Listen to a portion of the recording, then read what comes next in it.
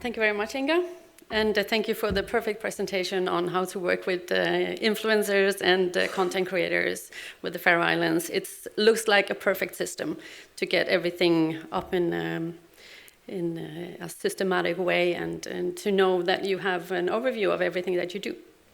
So a little bit of what I'm going to talk about is going to overlap with that, but that's the way that we know that we are working in the same way. I'm going to look a little bit from the content creator's side of things. And the first thing is, why should you work with content creators? We have had some insight of how and why, and one thing that has not been mentioned so much is that they reach a different audience than you do with your own channels. So if Visit Faroe Islands has 500,000 followers, there are still content creators that are reaching without those 500,000, and they are penetrating a different market.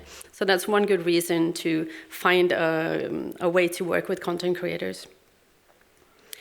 The other thing is that they are trusted. So they are trusted within their own followers and community of that they give good advice, they give good inspiration, they tell practical things, and they tell also about the most beautiful places and the most Instagrammable places, which I'm not very happy about, as also Faroe Islands said that we need to kind of diversify where people are going in each destination, and that's a perfect way to use content creators.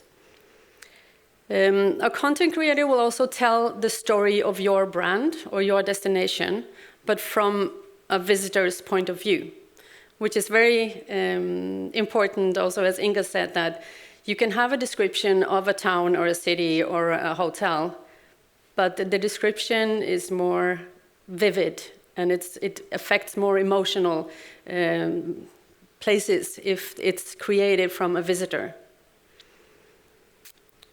Another thing is that most of the content creators are great photographers, great videographers, great storytellers, and great to write articles and to tell the story about you.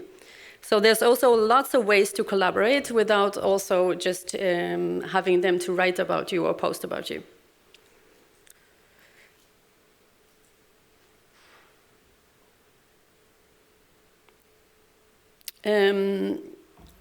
We will hear so much more about this after. But the SEO, the search engine optimization that they have knowledge about is also very important for you as a brand or a destination. There will be some more details about SEO afterwards, but quality content attracts visitors to your place. But if you also have a collaboration where they link the quality articles towards your webpage, it would also help you build authority in the internet sphere. So it's a good thing to have a strategy also with the inbound links and not just internal linking, which you will learn a little bit more about later. I said that content creators were trusted. I'm sorry for all of you that don't understand Norwegian, but I'm going to tell a little bit about these kind of things because yes, content creators are trusted within their community, but they are not always trusted within other areas of expertise. Just a small example is that we were building a small summer hut out at our cabin, and I wanted to have this kind of a painting that it looks old.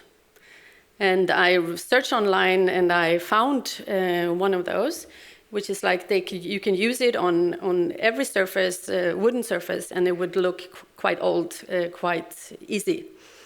And I went to the store and I asked about this, and then the guy at the store, he said that,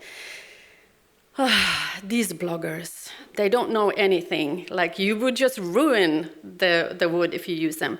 But it has become popular because some bloggers within lifestyle or house, like how to decorate your house, has been using this a lot. But from a professional perspective, it's not very, like you don't really trust them. I'm not going to go into these other, but it's also like breaking the rules of having a Corona party, and a lot of them are huge influencers, and it's not quite, the trust isn't really being built there. So you should also have a heads up that they are trusted, but not always. And then I will say something about, like, I know that there's a lot of great influencers which has only one platform, like only Instagram or only TikTok or only Snapchat or YouTube. But the benefits of working with multi-platform creators is very much stronger than just the one platform. They create content curated for each platform. So they will post on Instagram the content that goes on Instagram. They will post on Facebook the content that fits on Facebook. They will write articles or create videos that goes on other platforms. And the main benefit is that you will have a spread of the content that is created. So it's not just the 5 images that goes up on Instagram if you have an Instagram collaboration in very short time, but you have the Instagram coming with stories while the content creator is visiting your place. And then you will have articles that comes with good SEO, so it can be found for 10 years, 15 years ahead. So it's also thinking about the multi-platform creators as a source of not just instant inspiration, but also for like a long-term collaboration. And then we have like ways of working with content creators. We have some, I'm not sure how Faroe Islands do it, but there are some collaborations that are purely barter deals. So you give a free stay or a free meal towards coverage. That's one way of working with influencers or content creators. You can have paid collaborations. That means that you have a contract and it tells you like what should they write, how many posts, how many videos, what type of content is, what kind of focus it is. You can also look at ambassadorships, which is more a long-term collaborations with content creators. Let's say you want your hotel to have content about winter, spring, summer, autumn, festivals, or anything special that happens. If you have an ongoing collaboration with content creators, you can have like an ambassadorship, so they will kind of be your face to the world with that kind of content. And of course, you can attend campaigns. I'm going to tell you a little bit more about campaigns after. So the basic thing is be part of something bigger, and then the text has disappeared. But be part of something bigger is also a way of collaborating with content creators. You can say that you can collaborate with your destination marketing company. Like if you're a restaurant, a hotel owner, activity provider. So go to your local destination marketing company and request that you want to work with travel influencers and if they can assist you in doing this.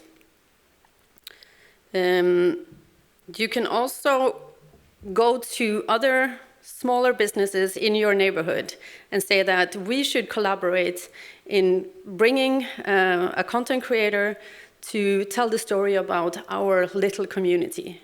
So you can kind of pitch in with the others, because it's sometimes very hard if you're just a restaurant to have a collaboration over a few days, because it kind of, they have to do other things than just eat in your restaurant. So having a hotel that they can sleep, having some activities that they can do, which is related, like you will all tell the same story about your place. So having collaborations like that is perfect. You can also have bigger, be part of a bigger collaboration. Last summer, just as Norway opened up after COVID, I did a road trip in Norway for 5 weeks. I was driving throughout Norway, and I collaborated with around 100 smaller and bigger companies and DMOs along the way to kind of highlight the experiences you could have in Norway. And that was also a way to highlight the more unknown places and to highlight not just Trolltunga, which I'm sure everybody has seen, or the fjords, or the midnight sun in the north. So highlight different types of places, and that made it also to fit for so many more companies, smaller companies, so they could be like they could join a part of the and be a part of the campaign. So you can also kind of jump onto bigger projects and be a part of something bigger. Benefits there is that your content will also be shared, hopefully, by the other partners within the collaboration. So you will have a win-win situation with the postings that goes up. You can also use a collective to speed up the process. I'm running a collective together with a business partner in Sweden called Nordic TB. And we create campaigns for destinations and brands throughout the world, actually. But that is tailored to reach the Nordic market. And with COVID now, and we see that there's a lot more domestic or very local travel, I think some of the Nordic companies could also benefit from working with Nordic bloggers and influencers. One way to also get started is to accept good proposals from creators. It's not everybody that fits your brand, of course. And it's not every pitch that you get from creators that are really that good. I'm going to show you just one example which went viral a couple of years ago, 4 or 5 years ago maybe. That was a Michelin star restaurant got a pitch from some bloggers.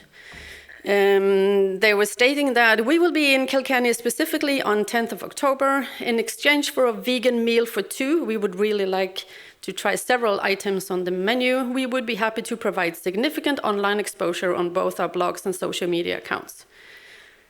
This was not very well taken by the restaurant, and he posted this, the start of another week in paradise, and rolling his eyes. And it became a huge thing, like it was retweeted, it was written about, and it's not a specifically bad pitch, but I don't think they've quite read the customer, the champagne restaurant, because they hardly serve vegan food. And it's a very expensive restaurant, even though you want a vegan guide to Ireland and you're kind of backpacking around, it doesn't necessarily fit with a Michelin star restaurant.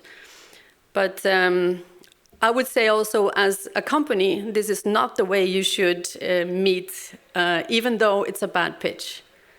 Like act professional, because we are all running businesses. Even the smallest content creator is also running their own business and trying to get by. So be professional.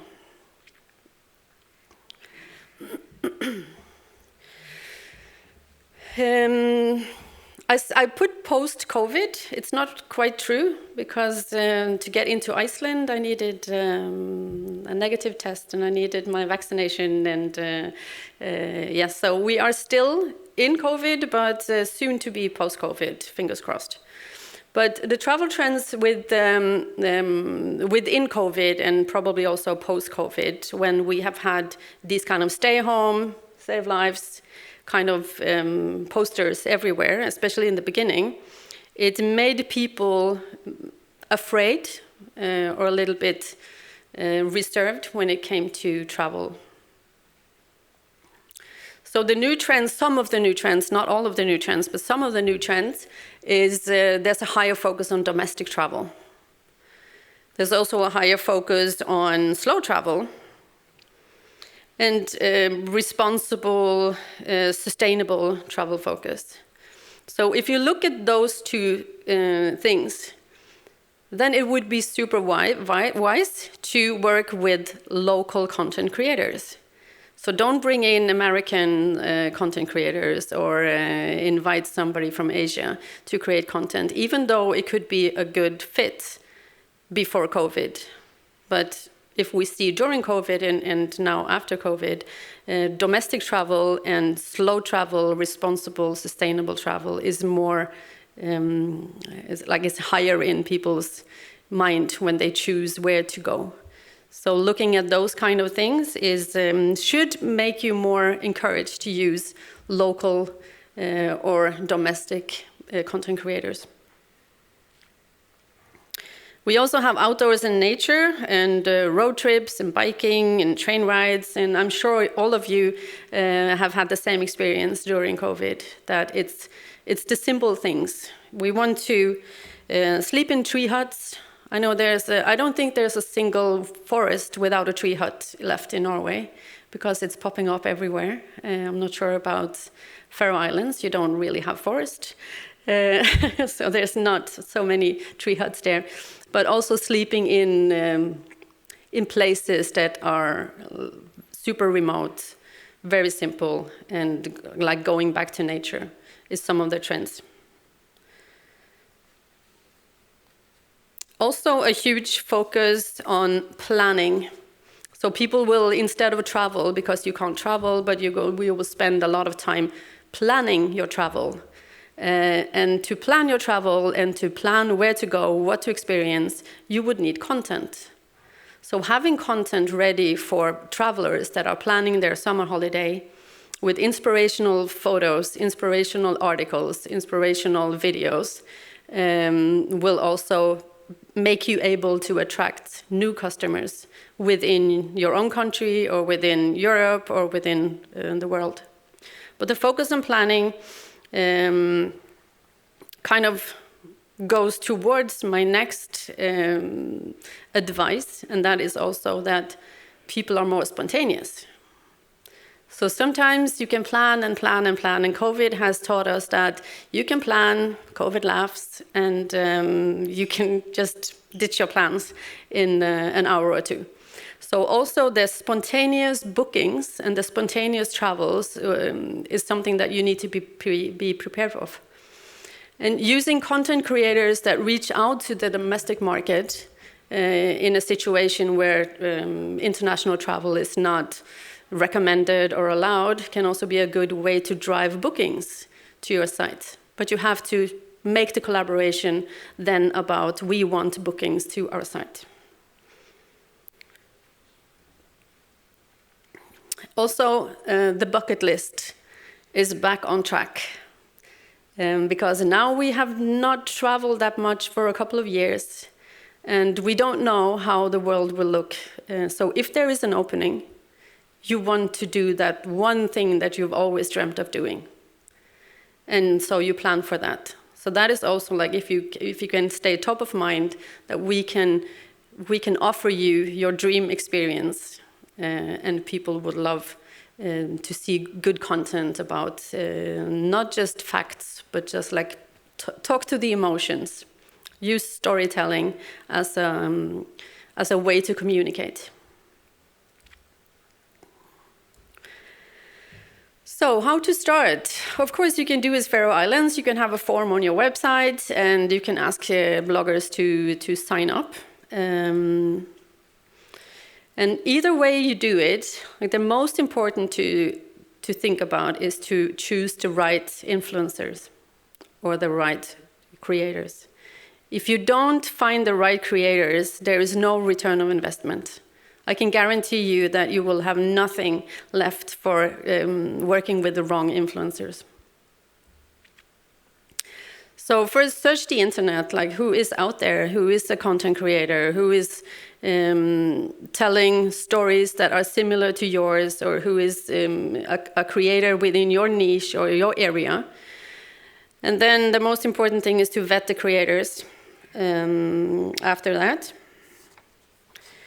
Do you like their tone of voice? Like how they present previous collaborations? Do you like how they behave when they're there? Do you find out, like, is their number correct? There's a lot of ways of tricking with numbers on social media. You can buy followers, you can buy comments, you can buy likes. So it's really hard to find out what is legitimate or not. So you should do something like dig into the numbers. Create invitation that is proper. Like, this is what we want. This is how we are looking at the collaboration. And also, if you get proposals, reply to them in a professional manner, not put them on Twitter. Or you can work with a collective. As I said, Nordic TB is also, we are vetting the bloggers. We are the only contact point if you want to work with a group or a group of bloggers. So we can do that kind of process, finding out the perfect blogger for you, or finding a group of bloggers that will fit your goals.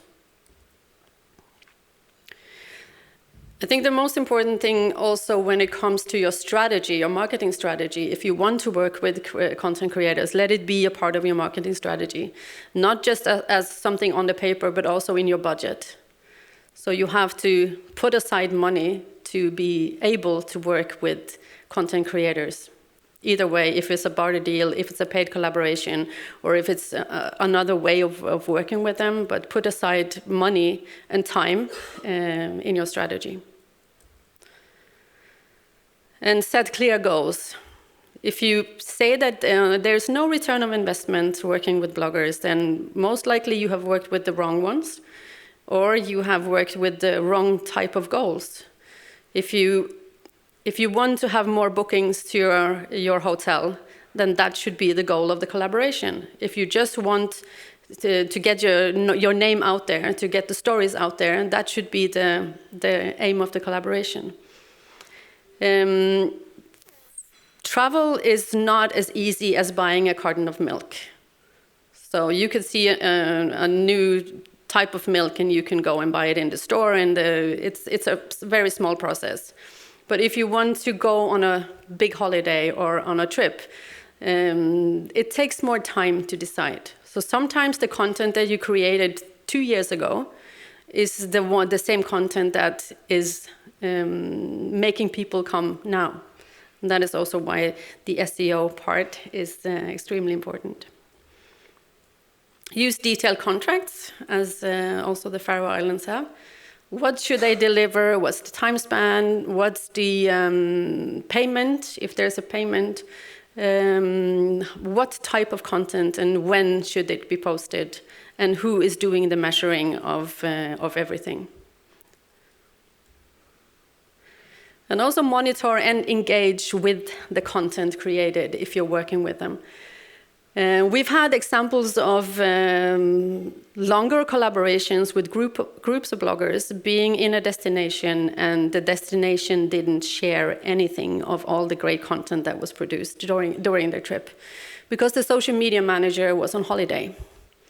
And that is not well planned. First of all, you shouldn't have a group of social media specialists there, especially not when nobody can kind of take care of sharing everything. And as you know, stories on Instagram or Facebook, it disappears after 24 hours. So then the content is lost if you don't share it. And also make sure the rules and laws are followed. If you have a collaboration, I'm not 100% sure how every single country is laid out when it comes to laws, but in Norway, and I know also in a lot of other countries, if it is a collaboration, either paid or a barter deal, it should be tagged as it. So there is disclosure demands on everything that is commercial. Because if you collaborate with a content creator on creating images or articles or videos, it is advertising, and it should be marked that is. In Norway, it's the company that get fined if the content creator is not disclosing properly.